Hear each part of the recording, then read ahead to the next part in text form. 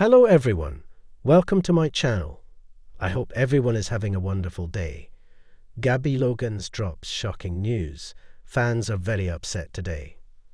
Gabby Logan stood at the edge of the Twickenham Stadium tunnel, watching her husband, Kenny Logan, adjust his boots before stepping onto the pitch.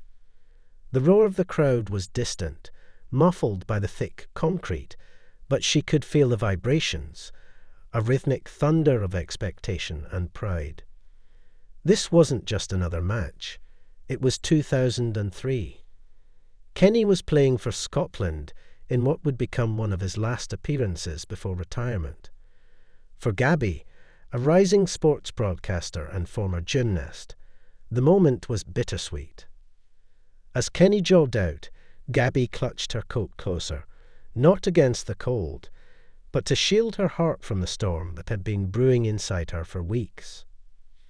She was newly married, navigating the first chapters of wedded life, while building a career in a male-dominated industry. And she was hiding something that still choked her in quiet moments. The sudden loss of her brother Daniel, who had collapsed during a football training session at just 15 years old.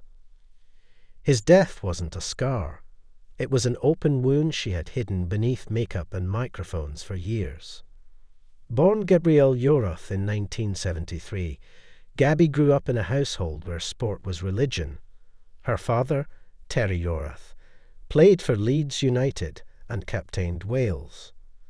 The family was tight-knit, competitive, and driven. Gabby learned early that you didn't quit. Not after a fall, not after a failure, not even after heartbreak. As a teenager, Gabby soared through the gymnastics world, representing Wales in the 1990 Commonwealth Games. But a back injury cut short her Olympic dreams. It felt like the first great betrayal, a body that refused to carry her dreams. So she pivoted. She studied law at Durham, but found herself drawn to the media. With her articulate charm and athletic background, television came calling, first with Sky Sports, then ITV, and eventually the BBC. Behind the camera-ready smile was a woman still carrying grief. Daniel's death in 1992 had shattered her family. Her mother withdrew. Her father blamed himself. Gabby, just 19, became the glue. She smiled for them all. She achieved for them all. In 1999, she met Kenny Logan, a tall, boisterous Scottish rugby international with a grin that disarmed and a heart that calmed hers. Their first meeting was hilariously awkward. Gabby had just interviewed him for a sports feature. He complimented her questions. She teased him about his kilt. He asked if she wanted to see his sporran. She nearly choked on her water. What began as banter turned into coffee, then dinners, then weekends in the Highlands. They were different. She was precise and poised. He was spontaneous and rugged. But it worked. In 2001, they married in a quiet ceremony. Tabloids had tried to make noise, but Gabby didn't want a circus. She wanted family, connection, peace. But peace would remain elusive. In 2006, 5 years into their marriage, Kenny was diagnosed with prostate cancer. He was just 34. The diagnosis came like a bullet through the chest. They had been trying for children, unsuccessfully.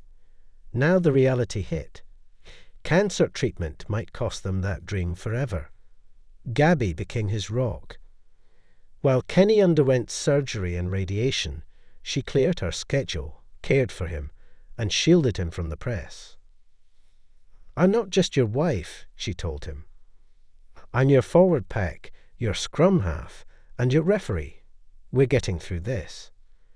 They froze his sperm before treatment, and later, miraculously, Gabby became pregnant with twins via IVF. In 2005, they welcomed Ruben and Lois, their miracle babies. As the twins grew, Gabby's career soared. She fronted Final Score, became a regular on Match of the Day, and hosted BBC's Olympic coverage in 2012 and 2016. But with fame came scrutiny. Gabby was often one of the few women in football broadcasting, and critics circled like vultures. She talks too much. She's not one of the lads. She doesn't know rugby like the men. She smiled through it all. But at home, the pressure built. Being a mother of twins, a carer to a recovering husband, and a national TV figure often left her gasping for air. And then came the documentary. In 2012, Gabby hosted Inside Sport and later participated in a BBC documentary about sudden cardiac death in young athletes, a topic painfully close to her heart. For the first time, she publicly discussed Daniel's death in depth. The footage showed her visiting the training ground where he collapsed, speaking to medical professionals, and recalling the moment her mother screamed in the hallway. "I wanted to save him," she whispered, "but I was just a girl in another city." The documentary earned acclaim, but more importantly, it started a conversation in Britain about cardiac screening in young athletes. Gabby, the broadcaster, had become Gabby, the advocate. By 2020, life had changed again. The world was locked down in a pandemic. Gabby was broadcasting from her kitchen, Kenny was volunteering to support men's health charities, and the twins, now teenagers, were discovering their own identities. Lois had her mother's fire. Reuben had Kenny's quiet strength, and both challenged Gabby in ways no boardroom ever had. "I want to quit gymnastics," Lois declared one evening. "I'm not due." Gabby paused. She wasn't angry. She was afraid. Afraid that her daughter would someday feel the same loss of identity she did when gymnastics ended. But she smiled. "You don't have to be me," she said.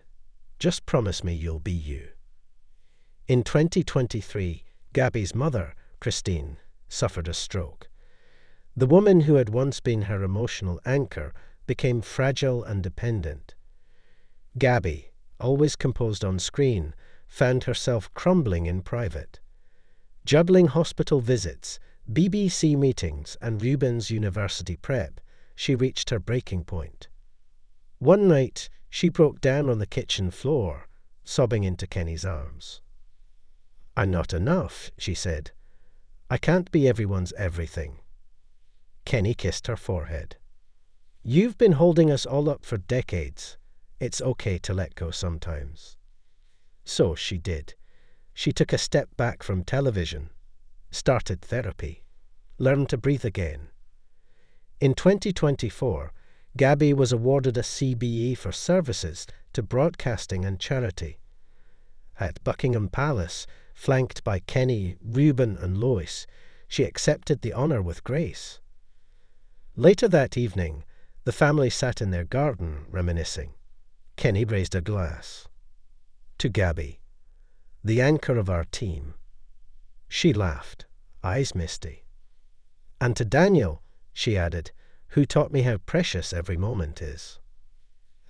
As the sun dipped below the horizon, Gabby leaned into Kenny. They had weathered storms, cancer, grief, judgment, and still found laughter. She thought of all the young women watching her on screen, hoping, dreaming, daring. "I want to write a book," she said suddenly. "Not just about me. About surviving, growing, loving." Kenny nodded. "Then write it." In 2025, Gabby released her memoir, Grace Under Pressure. It topped bestseller lists for weeks, praised for its honesty and humour. She returned to broadcasting on her own terms, hosting special interviews and sports features focused on mental health and women in sports. She mentored young broadcasters and launched a foundation in Daniel's name, funding cardiac screenings across the UK. Gabby Logan was no longer just a presenter or a rugby wife. She was a symbol of resilience, reinvention, and realness. And she was just getting started.